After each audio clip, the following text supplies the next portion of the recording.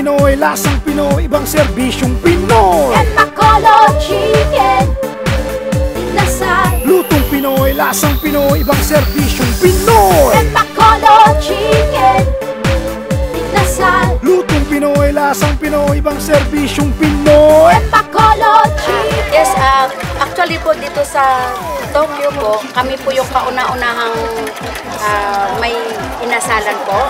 At through naman po ito sa ginawa po ng, or inimbento po ng aking asawa. Siya lang po ang may gawa po nito ng aming lutuan.